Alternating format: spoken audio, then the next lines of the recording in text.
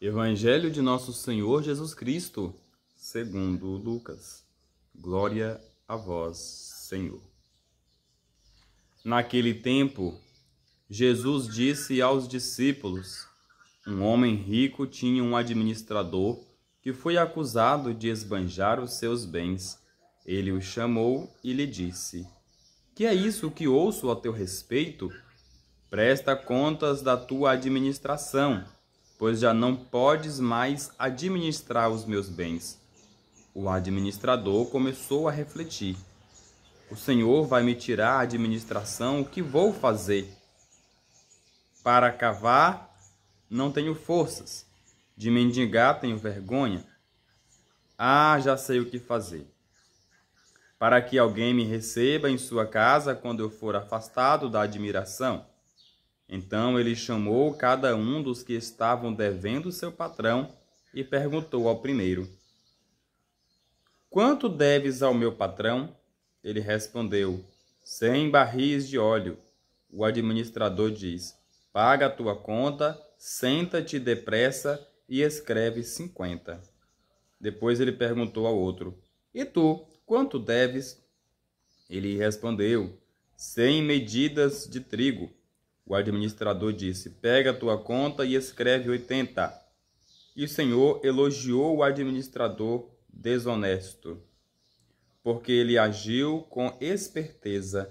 Com efeito, os filhos deste mundo são mais espertos em seus negócios do que os filhos da luz. Palavra da salvação. Glória a vós, Senhor. Amados irmãos e irmãs, em meio aos desafios do cotidiano e às trevas que tentam impedir a luz do Evangelho de resplandecer na sociedade, o cristão não pode vacilar um só segundo, mas deve ser mais esperto que os filhos deste mundo, procurando com todas as forças santificar-se e santificar a humanidade com a sabedoria divina. Caros irmãos e minhas irmãs, estamos então na sexta-feira, nesse dia 8, ouvindo a voz de Jesus por meio do Santo Evangelho. A palavra de Deus hoje mostra uma realidade muito comum nos dias atuais, que são os administradores infiéis, que com a sua esperteza querem, vamos dizer assim, enganar os outros, né? Enganar o próximo.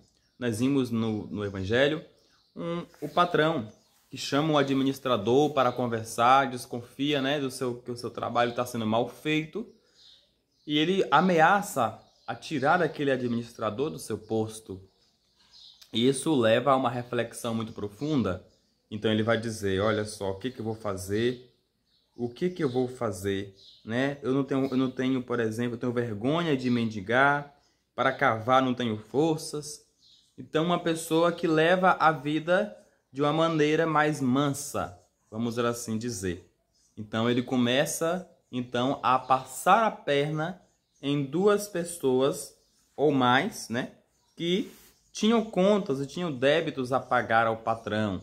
Então se um devia 100, ele disse assim: olha só, paga 50, o outro 50 eu pego, né? E o outro 50 eu pago. Assim também como o outro deveria 100, paga 80, os 20 eu pago. Ou seja, de uma maneira indireta, uma corrupção, né? Fazendo uso de um recurso que não é dele próprio, enganando. E isso chama a atenção do patrão, porque o patrão fica, vamos dizer, feliz, né?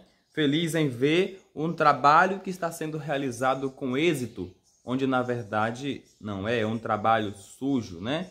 Um trabalho que não dignifica ninguém. Meus irmãos e minhas irmãs, o administrador infiel podia fazer o bem, né? E entender-se com os bens do patrão. Ele poderia ser uma pessoa boa, poderia esforçar-se no seu trabalho, mas infelizmente quis optar por um caminho de escuridão, preferiu banjar e conservar ou multiplicar de fato aquilo que não lhe pertence. Ao ser demitido, fez amigos no momento mais difícil da sua vida, sendo até elogiado. Quantas pessoas passam por essa situação, né? Que acham amigos que contribuem para a corrupção, que contribuem para fazer o mal e ainda acabam sendo elogiados por alguns membros da sociedade. Jesus recomenda aos seus discípulos, por exemplo, na dedicação de filhos da luz, haja o que houver, ser filhos da luz, trabalhar na honestidade, trabalhar na justiça. Quantas vezes Jesus fala isso no Evangelho, né? Ou seja, também ser espertos na missão de evangelizar, que ter os seus ouvidos voltados para a voz de Deus, para que os enganadores não possam chegar até nós, ter os olhos fitos também em Jesus, nas suas graças realizadas, a fim de que ele não se desvie em outras coisas do mundo, outras coisas mundanas, capazes de reverter a situação adversa, onde há todo o desequilíbrio, levar ao equilíbrio, onde é uma situação duvidosa como essa do Evangelho, o discípulo leve a verdade. Aquele que segue a Jesus Cristo, ele é chamado a seguir um passo reto.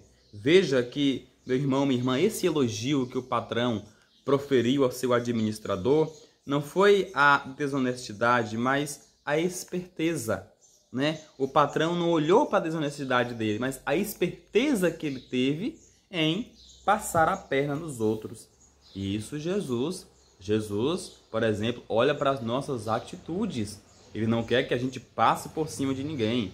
Até nas nossas orações, quando rezamos, pedimos: Senhor, fazei-me melhor. Mas não é melhor do que ninguém, não é melhor do que o outro, não, mas é melhor do que mim mesmo, melhor do que eu fui ontem no serviço pastoral.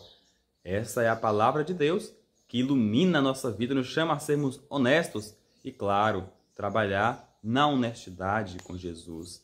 Que a palavra de Deus nos ajude, meu irmão e minha irmã, a sermos testemunhos de Jesus, fiéis a Jesus verdadeiramente, né? Contando com o auxílio santificador do Divino Espírito Santo. Louvado seja nosso Senhor Jesus Cristo, para sempre seja louvado. Fique na paz de Cristo, no amor de Maria. Nos vemos amanhã no encontro diário com Deus.